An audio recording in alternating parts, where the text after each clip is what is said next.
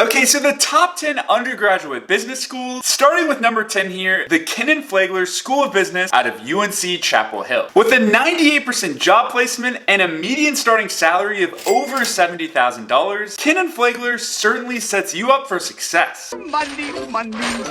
And with UNC being such a big school, classes are surprisingly small. 50% of classes at UNC have less than 20 students. And in the business school, the total class size is around 350 students, which is significantly less than many of the other schools we're going to cover today. The school also offers many different areas of concentration, like multinational finance, investment banking, or consulting, so you can pretty much find whatever you want to study here. To get into the business school, you'll first need to get into UNC, which has an average ACT score of around a 30 and an average SAT between a 1310 and a 1550. And with a 23% acceptance rate, getting in here isn't exactly easy. So once you get into UNC, most students usually apply during their first year. So if you're looking for a top-ranked business school with a big school atmosphere and great sports, UNC might just be the place you call home. My goal with this channel is to help you take the stress out of picking a college. So if you like what I'm doing, let me know by tapping the like button and hitting subscribe. So next at number 9, we have the Kelley School of Business out of the University of Indiana. The school has famous alumni like this little-known entrepreneur named Mark Cuban. And for that reason, I'm out. And Kelley's all about preparing you for the real world. So they offer industry-specific workshops, like ones for consulting and investment banking, that teach you the skills of the job before you even have one. And Kelley is consistently ranked in the top 10 in many business majors, including number 3 in accounting and number 4 for marketing for undergrads. And being located in the heart of Bloomington, Indiana, surrounded by beautiful nature and a big school atmosphere, it's everything you could want in a business school. So to get in, the average ACT is around a 31, and the average SAT is about a 1432, with a total acceptance rate of around 37%. And with 18 different business majors and minors offered, you're certainly going to find what you love at Kelley. And next at number 8, we have the Dyson School of Business out of Cornell University. It's no secret Cornell is one of the best schools in the country, so it just makes sense that it ranks high for business school. And with only 708 undergraduate students, you're going to form close connections with your fellow students. You want to be my best friend? And create personal relationships with your professor. And the Dyson School actually sits in Cornell's College of Agricultural and Life Sciences, so many students like to double major in other areas like environmental science. And if you make it to graduation, the average starting salary is around $70,000. So you'll be able to recoup some of that tuition cost pretty quickly. Sure.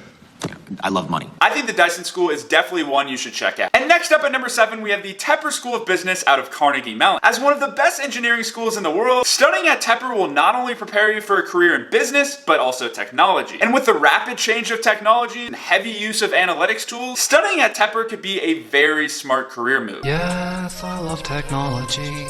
And every Tepper student is required to have a minor or a second major, so you'll be a well-rounded student prepared to tackle any challenge by the time you graduate. Now getting in is going to be a little tough, with an average SAT of around a 1492 and an average ACT of a 33. Carnegie Mellon is located in Pittsburgh, and with Google and Apple placing offices there, it could be an excellent place for you to go to business school. Okay, next at number 6, we have the McCombs School of Business at the University of Texas at Austin. And fun fact, it's my alma mater, and I could talk about it all day. I'm from Texas. So UT is located in the heart of Austin, one of the fastest growing cities in the world. Pretty much every major tech company under the sun has an office here, and it's really no secret why. The beautiful nature, the food, and the culture make UT Austin a truly unique place to be. But it's not just all fun and games. UT students don't mess around, and the average starting salary from McCombs is over $70,000. And getting in won't be easy, with an ACT composite of a 31 and an average SAT of a 1384 with a 20% total acceptance rate. But with over 500,000 UT alumni scattered throughout the world, you're gonna make amazing connections if you decide to go to McCombs. And coming in hot at number 5, we have the Stern School of Business out of NYU. Located in New York City, you're never gonna be bored if you decide to study business here. New York, New York. With nearly 30 different business clubs, 4 Nobel laureates on staff, and 110,000 alumni, the Stern School of Business is pretty much everything you could possibly want. And NYU prides itself on liberal arts, so even business majors will spend half their coursework on liberal arts classes. So if you want a well-rounded education, you don't have to look much further. And just because NYU has over 27,000 students, Stern School of Business classes are surprisingly small, with only 40 people inside. So you'll have more than enough access to faculty. But getting into Stern is no easy task, with an average ACT of a 33 and average SAT of a 1507, with a total acceptance rate of 13%. But if you get in, do not worry, 95% of graduates get placed at a job within the first 6 months of graduation. I got a job.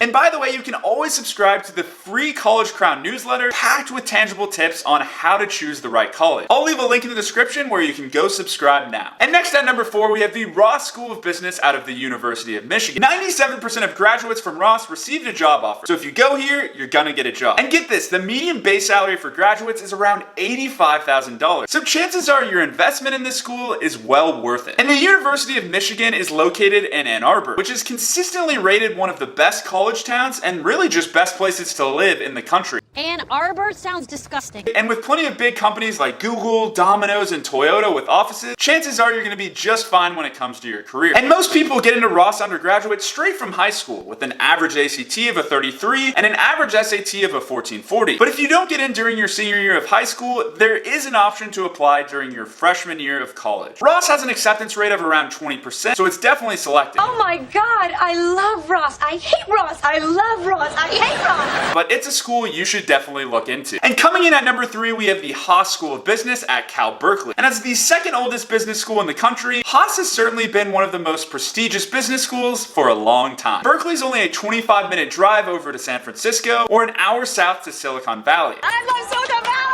So you can be assured that there's going to be a ton of different companies to work for after school. Many people call Berkeley a public Ivy, and the Haas School of Business is a big reason for it. Get this, they have 2 Nobel Prize winners on their staff. That's pretty ridiculous. So getting into Haas is a little interesting. You can't actually apply until your sophomore year. So first you're going to have to get into Berkeley itself. And with an average ACT between a 31 and a 35, and an average SAT of around a 1300, it's definitely difficult to get into this school. And once you get into Berkeley, you have to apply to Haas, and about 1/3 of students actually get in. So if you want a great business school experience in California, Berkeley might just be your answer. And at number 2, we have the Sloan School of Management at MIT. With over 30,000 active companies founded by MIT alumni, it's no secret why MIT is near the top of the undergraduate school ranking. I'm a genius. And MIT is located in Cambridge, Massachusetts, about a 15-minute drive from Boston. And this is crazy. A 2015 study showed that the combined revenue of all the companies founded by MIT's alumni is worth more than the GDP of the world's 10th largest economy. Some of these companies founded by MIT alumni include marketing giant HubSpot or financial services company E-Trade. And there are 116 faculty members and 1,300 students, so you'll have personalized access to some of the world's best business professors. And the most common majors are finance or business analytics, which is not surprising considering MIT is such a great engineering school. Now, understandably, getting into MIT is a little tough, with an acceptance rate of around 4.9%. And although you don't have to submit test scores, the average SAT is between a 1510 and 1580. Is that difficult? And the average ACT score is between a 34 and a 36. But if you're willing to put in the time and effort, I truly believe you can definitely get into Sloan. And at number 1, we have the Wharton School of Business at UPenn. And it should be no surprise Wharton is number 1, considering they're top 5 or 10 in pretty much every business degree you can get. And fun fact, they're actually the world's first business school, founded in 1881. So yeah, they've been around for a while. Some notable alumni include this tech entrepreneur named Elon Musk and Google CEO Sundar Pichai.